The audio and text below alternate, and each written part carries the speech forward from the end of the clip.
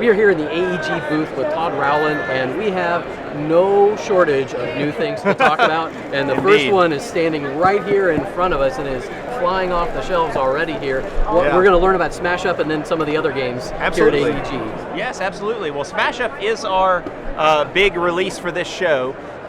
We're quite happy with how it's doing. It's a very simple game. It's a fun game and a quick game.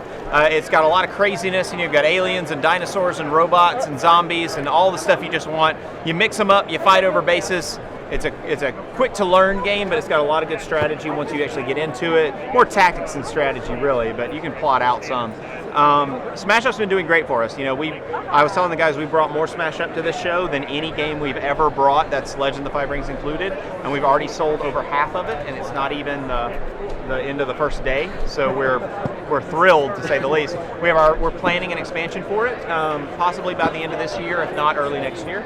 It's going to have 4 new groups that it'll add to it, so people can watch online and find out a little more about those. Most people already know one of them is plants and one of them is ghosts. So you'll have plants and zombies in the same game.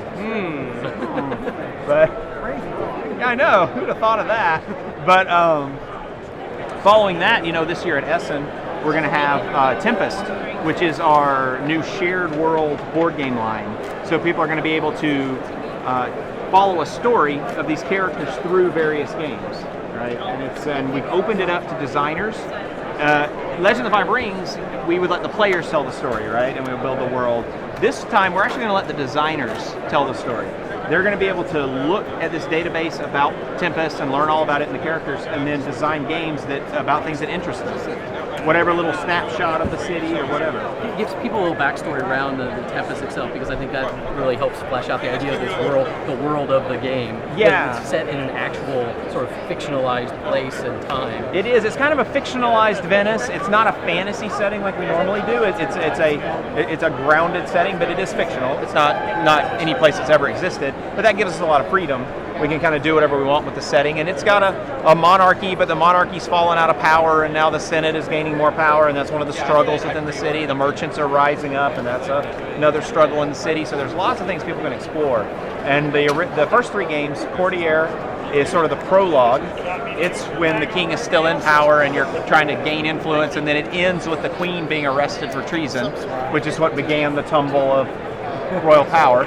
And then the next game is Mercante, which is sort of profiling the rise of the merchant class and how the buying and selling is becoming a big deal. And it's actually a very cool trading game because it has a very real living economy. The more that things are sold into the market, the less valuable they become. So you have real supply and demand built into the game. And a lot of backstabbing too, because there's not a whole lot of rules. There's rules for the game, not rules for the merchants. Yeah, it's a game with no rules. And then the last one of the first 3 is Dominare, which is sort of the big view of the whole city and all the groups, and you're trying to create a secret coalition of people that can control the city and gain more influence in the city. It's a big game, probably a 2-hour game, and so it's a much deeper influence gaining game. And the neat thing is at Essen, we actually have a 4th Tempest game that'll be releasing at Essen that we haven't announced yet.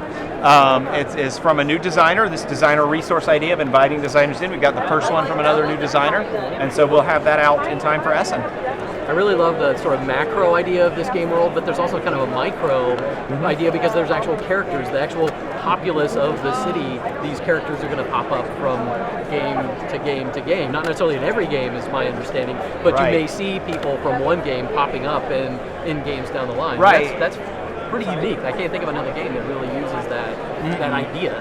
And we want the characters to be, to have continuity, right? If there's a noble who is, for lack of a better term, he's a jerk in one game and he's a jerk in the story, no matter what game he's in that he makes an appearance in, his mechanic, whatever he does in that game, is going to screw somebody, right? That's what he does. He's a jerk.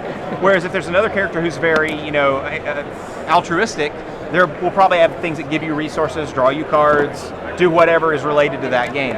So we want to see him, and like we say, the camera could be the large game with everyone in it, all 100 plus characters in it, or it could be, oh, here's the pickpocket kid, and here's him running from the guard, and that's what the game is, right? So it could be anything from that little of a scale to that big of a scale. Seems like the opportunities for designers will be wide open to fit into that sort of universe as far as game design.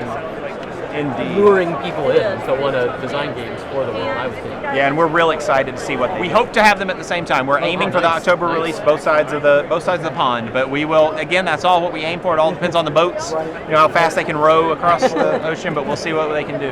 Now I know we can't learn anything about it, but you teased me off camera, so you have to at least give a little bit about. There's a surprise announcement that might be happening later on this year, and we hope to get the full details from you when we're in Germany later on. Yes, there is a game that will be premiering at Essen from AEG that is not related to any of our other titles. It's not Tempest, L5R, Smash Up, Thunderstone, nothing. It's a completely new game, completely new setting. Our intent is to say nothing about it before Essen. You will get to Essen, you'll see a big banner, and oh, wow, what's that? We're going to see how long we can make that last. The world of the internet, it's hard to keep things secret, but we're going to see what we can do. And so everybody come to Essen if you can, and come by and check out the AEG booth and check out our new titles and Tempest as well. Well, thanks so much, Todd, for your time here today. And if people want to find out more about AEG, where can they go to find out more information? The best place to go is alderac.com. That's ALDERAC.com. Just stop by there and you'll see all of our games and all the latest news on them. Thanks so much for your time, and best of luck here at the show. Thank you very much. Thanks for coming by.